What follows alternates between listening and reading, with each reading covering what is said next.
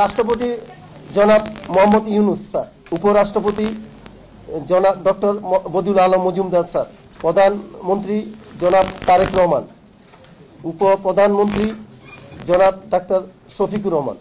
জনাব তারেক রহমান হবে প্রধানমন্ত্রী আর রাষ্ট্রপতি হবে ডক্টর মোহাম্মদ ইউনূস।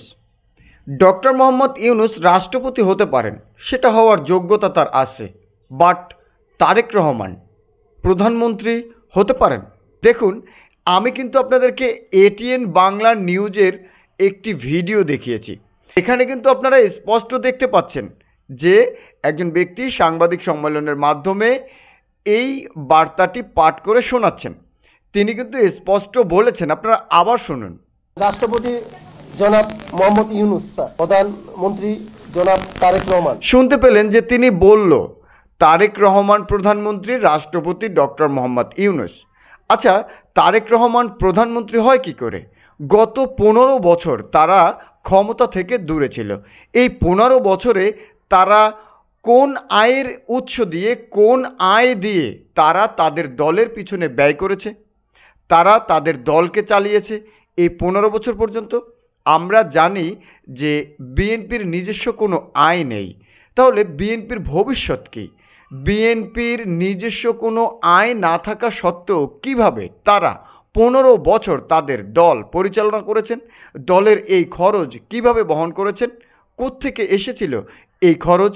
তাহলে কি দুর্নীতিতে চ্যাম্পিয়ন হওয়ার সময় তারাও আওয়ামী লীগের মতন বাংলাদেশ থেকে কোটি কোটি টাকা আত্মসাৎ করেছিল? জামাত তো বিএনপির চেয়ে ছোট দল।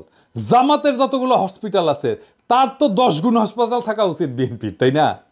জামাতের বিশাল বিশাল আর্থিক ইনস্টিটিউট তারা তৈরি করতে পারছে। জামাত ইসলামী ব্যাংক তৈরি করছে, ক্ষমতা যাওয়ার অনেক আগে ইবনে সিনা করছে 80-র দশকে।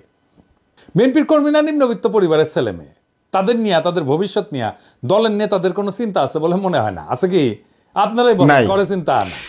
নেতাদের, দলের কর্মীদের নিয়ে, দলের সমর্থকদের নিয়ে ভবিষ্যতের কোনো চিন্তা নেই। নেতারা সবসময় নিজেদের চিন্তাই করে। এই যে আওয়ামী লীগের দিকে তাকিয়ে দেখুন না, নেতারা সব বিদেশে পালিয়ে গিয়েছে।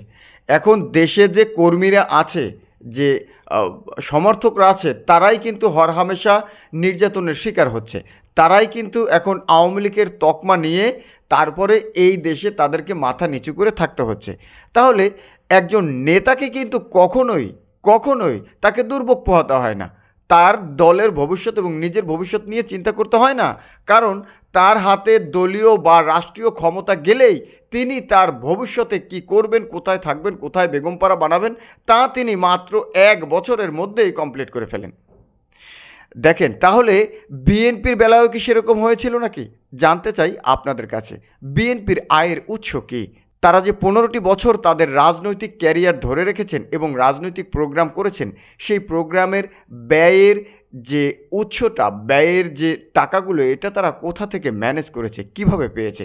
একজন সাধারণ জনগণ হিসেবে এটা আপনিও জানতে চাইতে পারেন। তাহলে সেই দলেরই একজন ব্যক্তি কিভাবে প্রধানমন্ত্রী হয়, যার ব্যাকগ্রাউন্ডে কিনা এমন প্রশ্ন রয়েছে যে প্রশ্নের সদুত্তর হয়তো তারা কোনোদিনও দিতে পারবেন না। তাহলে এই ধরনের ব্যক্তি কিভাবে প্রধানমন্ত্রী হয়? মির্জা আব্বাস হচ্ছে আওয়ামী লীগের দোসর।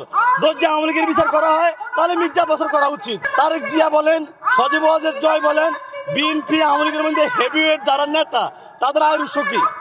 তারা যে হাজার কোটি টাকার মালিক, তারা যে আবার মিডিয়ার সামনে আইসা আমগরে বয়ান দেয়, আমগরে জ্ঞান দেয়, নীতির কথা শোনায়, আমরা কি বুঝি না? আমরা কি অনেক দুধু খাই? এই দেশের মানুষ এখন আপডেট হয়ে গেছে। দেখেন, উনি কিন্তু একেবারে আপনার আমার মনের কথাগুলোই বলেছেন। দেখছেন, এই যে তিনি কয়েকজন নেতার কথা বললেন, তারা আওয়ামী লীগের দোসর, তাদের কথাবার্তায়, চলন বলনে বোঝা যাচ্ছে যে আসলেই তারা আওয়ামী লীগের পক্ষপাতিত্ব করে কথা বলছে।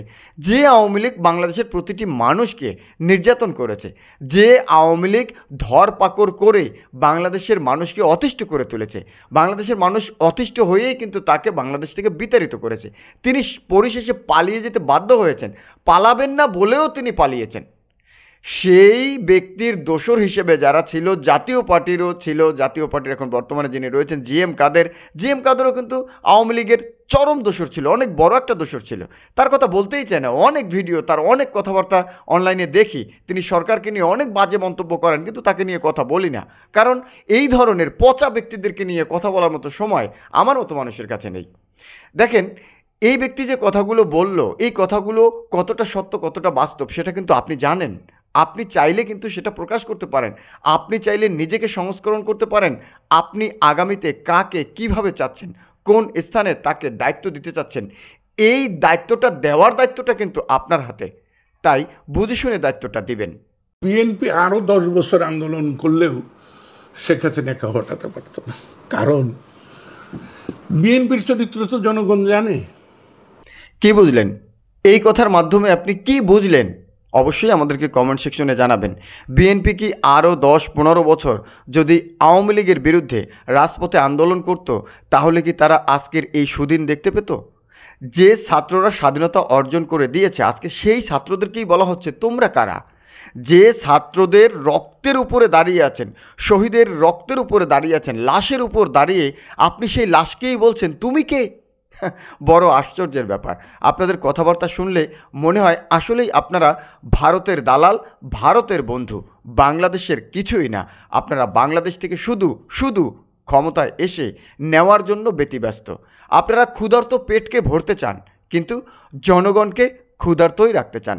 দর্শক, আজকের ভিডিওতে মন্তব্য মন খুলে করুন আর ভিডিওটি শেয়ার করুন। আজ বিদায় নিচ্ছি, ইনশাআল্লাহ দেখা হচ্ছে পরবর্তী কোনো ভিডিওতে। আল্লাহ হাফিজ।